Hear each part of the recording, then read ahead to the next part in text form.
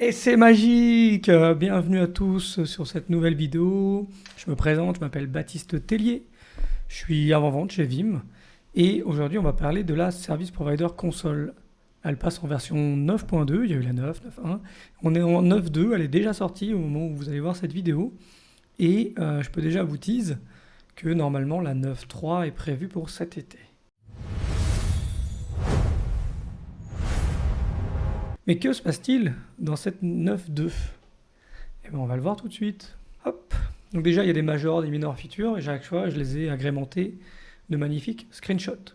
Je vous mettrai en description le lien de mon collègue Gilles Ségard, qui a repris l'écosystème des services providers, et qui a fait aussi une vidéo sur la Provider Console.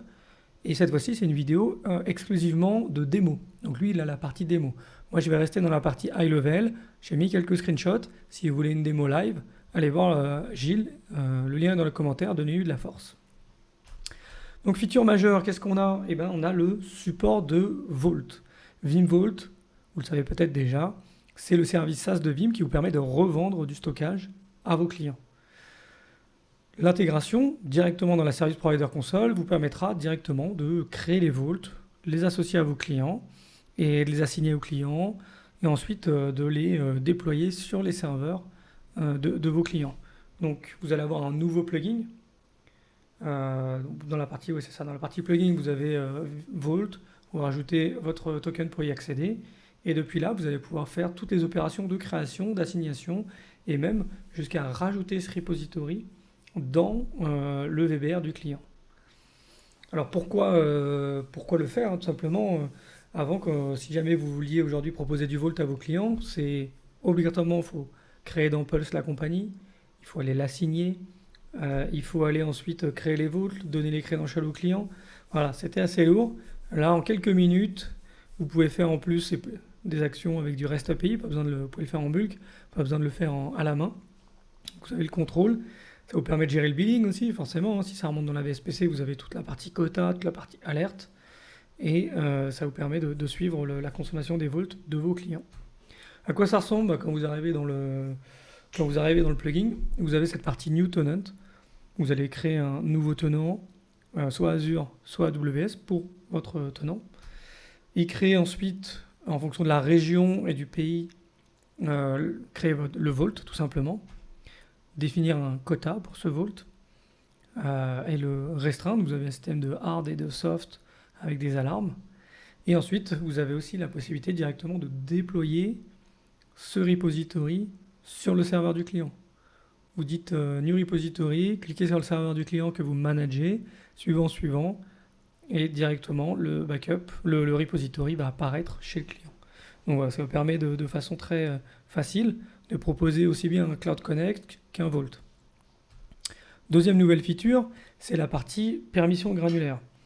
Et ça, je peux déjà vous en dire ainsi un peu plus. C'est que c'est la partie gestion des jobs. Au moment où vous créez le client, ça va être plus simple de voir la screenshot après, au moment où vous créez une compagnie, que ce soit un host management ou un remote management, vous pouvez définir des droits pour que quand la personne se connecte sur sa VSPC, elle ne puisse pas faire des stop, start, retry, delete. Donc voilà, au niveau de la nouvelle compagnie, quand vous définissez les services, vous avez Backup Job Permission, et il n'y en avait que pour VBO avant. Maintenant, il y en a pour VBR Remote et VBR Hosté. Et donc là, on voit dans la partie Remote, un client qui se connectera à sa VSPC, il ne pourra pas delete, enable, disable ou start, stop les jobs. Dans le futur, en version 9.3, on devrait avoir toute la partie restauration. Donc on devrait enfin avoir la possibilité pour le client de se connecter, de restaurer lui-même, donc de créer et de restaurer. Et donc vous avez la partie ici qui va évoluer pour permettre ou non au client de le faire. On continue dans les autres features. On a le support de HPE VM Essential. C'est le dernier hyperviseur en date qu'on a mis en support, si je ne dis pas de bêtises. Et donc on va avoir la possibilité directement dans la Service Provider Console, dans la partie Virtual Machine, plateforme type HPE. Ça vous permettra de voir, remonter correctement les hyperviseurs, les backups des clients qui sont sur des hyperviseurs tout nouveaux, tout récents. Je peux aussi vous dire que normalement la 13.1, elle a été annoncée au VMon New York là, pas plus tard qu'hier, quand j'enregistre cette vidéo. Ils ont annoncé la 13.1 en juillet, et avec la 13.1, il y aura probablement du coup la 9.3 de la VSPC, ce que je vous ai dit juste avant, et aussi XCPNG normalement. Bon, voilà, normalement, vous connaissez l'informatique, mais c'est ça l'idée. L'autre nouveauté, c'est la partie gestion des quotas des backup agents. Aujourd'hui, quand vous dites à un client, vous pouvez gérer vous-même vos agents, il pouvait en déployer autant qu'il voulait. Il y avait une soft limit, ça faisait une alerte, mais après, il fallait s'assurer que vous facturiez correctement le client en fonction de son consommation réelle. Là, quand vous créez le service, vous allez dans Remote, donc il y a Server Management, Backup Agent Management, et là, il y a Enforced Hard Quota. Il ne pourra pas dépasser cette limite. Ce qui veut dire aussi, le problème de ne pas pouvoir dépasser tout seul cette limite, c'est que si jamais il a besoin dans l'urgence de sauvegarder un nouveau poste parce que l'ancien il est mort, il est bloqué. Donc il faudra être réactif. Voilà. Autre possibilité, c'est la possibilité de manager tous les OS Windows. Dès que vous allez manager un VBR, un repo, n'importe quoi sur lequel vous déployez la VSPC, le management agent, vous allez pouvoir ici aller dans la partie Discovery, voir tous les management agents qui sont déployés sur des VBR, sur des serveurs, que ce soit sur des backup agents, etc. Et vous allez avoir PowerShell Session. Et vous allez pouvoir ouvrir des sessions PowerShell si vous avez besoin de faire des actions à distance sans avoir forcément envie de vous connecter, d'avoir un accès à distance et compagnie. Ça, c'est assez simple, c'est la possibilité enfin de gérer la partie patch et update d'une VSA. C'était VBR Windows et maintenant c'est VSA. Donc ça, c'est juste une question de feature parity. Et vous le retrouvez ici, quand on clique sur une VSA, on peut patch et update un serveur. Ensuite, Cloud Connect. Je ne sais pas si vous vous souvenez, mais quand on est passé en 9.1, ils ont passé Cloud Connect en... je vous dis vous vous souvenez, mais probablement vous êtes en 9.1 et vous le savez, vous devez le vivre au quotidien. Avec la 9.1, ils ont passé Cloud Connect en plugin. Parce que la VSPC n'a pas obligatoirement besoin de Cloud Connect pour fonctionner. Et avec ce passage en plugin, il fallait d'abord créer le tenant et ensuite partir loin, partir dans le plugin pour créer le Cloud Connect, c'était plus lourd. Voilà, donc ils ont enfin remis dans la partie service, quand vous activez Cloud Connect, en dessous, vous avez la possibilité de choisir Cloud Connect Server, si vous en avez plusieurs, la gateway et le repository. Donc c'est comme avant, vous retrouvez enfin le workflow le plus simple possible. Ils ont amélioré un peu la partie usability. Alors bon, je vous épargne les détails, mais en gros, il y a plus de filtres, plus de paramètres d'alarme configurables.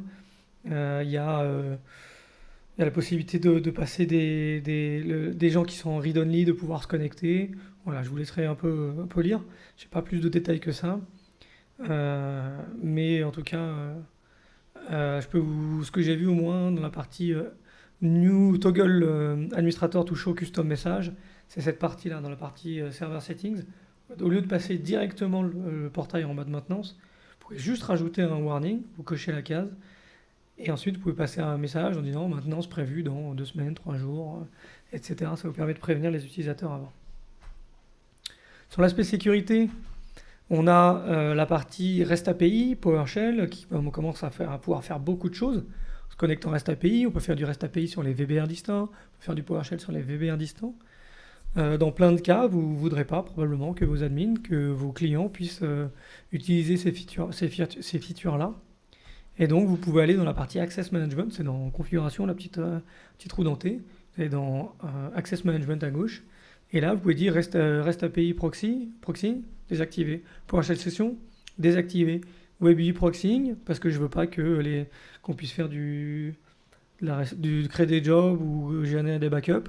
Hop, je peux le désactiver complètement pour éviter toute problématique de sécurité. C'est déjà sorti, donc c'était Q1 2026, mais c'est déjà prêt. Donc voilà, vous pouvez, c'est parti, vous pouvez mettre à jour. Et on se retrouvera probablement bientôt, cet été, avec la 9.3. Et d'ici là, d'autres vidéos intéressantes. Peut-être sur